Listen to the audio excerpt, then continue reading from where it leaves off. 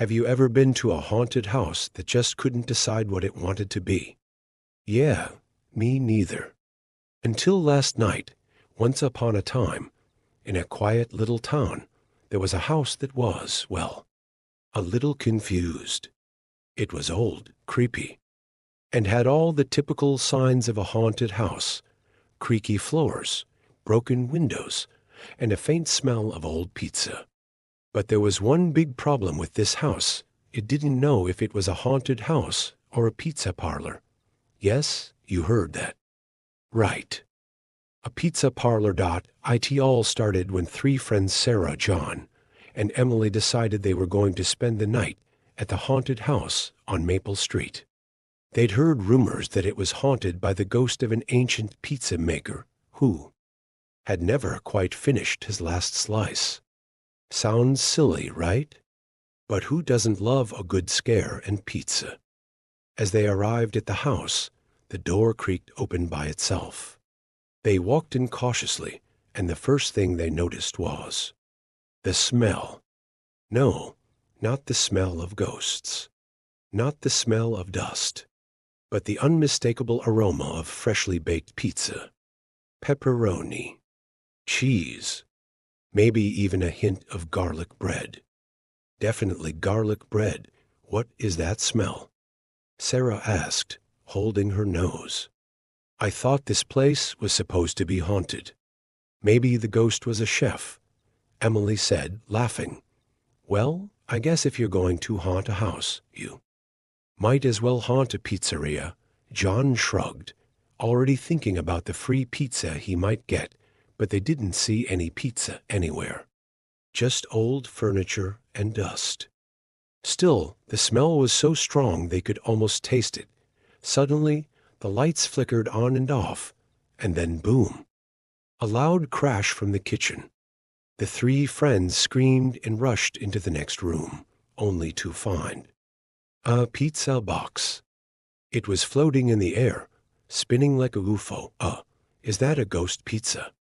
Sarah whispered. Before anyone could answer, the pizza box opened, and out popped a slice of pizza. The slice floated in the air and slowly made its way to Emily's face. Do you think it's safe to eat it? She asked. Oh, come on. It's pizza. What could go wrong? John said as he grabbed the slice and took a big bite. And that's when things got weird. The house shook, the walls started to groan, and the floor beneath their feet began to wobble. Suddenly, the living room transformed into a massive pizza parlor. Red and white checkered floors appeared. The ceiling was covered in hanging garlic bulbs, and in the corner there was an old oven with flames coming out of it. I don't remember seeing this in the haunted house brochure, Sarah said, her eyes wide. Maybe the house is possessed by pizza-making spirits? John suggested, mouth full of pizza. Before anyone could answer, the ghost of a very grumpy old man appeared. He was wearing a chef's hat, an apron, and had a rolling pin in his ghostly hand. Who dares enter my pizza haven? The ghost demanded. Floating above them, we just came to check out the haunted house. Emily said nervously, This is not a haunted house. The ghost shouted, This is my pizza parlor. I was going to open a pizzeria, but I never finished my dough. And now I'm doomed to haunt this place forever, making pizza for no one. Gah! The ghost threw his rolling pin into the air, and it spun like a helicopter blade. Everyone ducked. I think the ghost is mad. We didn't order any pizza. John whispered. Well, let's order some, Sarah suggested. I mean, if it's going to haunt us, we might as well eat. Emily grabbed the menu that appeared out of nowhere and looked at it. We've got ghostly garlic bread, paranormal pepperoni, and here it is. The Phantom Pizza Special. Let's get the Phantom Special. John shouted. It's haunted pizza, guys. How cool is that? The ghost chef's eyes lit up. Finally, a customer who appreciates my craft. Prepare yourselves for the finest ghost pizza you've ever had. The kitchen whirred to life. The oven opened, and pizza dough flew through the air like a circus act.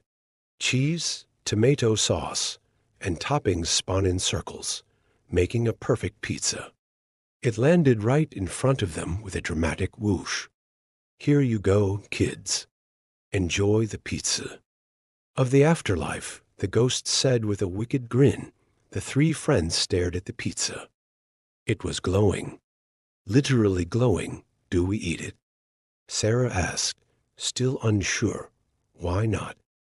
Emily replied, worst case, we become ghosts too. They all took a bite. The moment they did, the house shook again. The lights went out, and everything went silent. Then the lights came back on. The pizza parlor was gone. The house was back to being creepy, with dust and cobwebs everywhere. But the ghost chef stood in front of them, smiling. Just kidding. It's a prank. You're not ghosts, but you are now part of my pizza club. Welcome. And with that, he disappeared, leaving behind a small flyer that read, Join the Haunted Pizza Club. 50% off your next ghost pizza. Not valid in the real world. So, if you ever find yourself near Maple Street, be careful. You might just end up in the strangest haunted house or the world's most confusing pizza parlor. But hey, at least you'll get a good slice.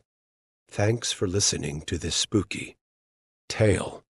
Don't forget to subscribe and join the Haunted Pizza Club.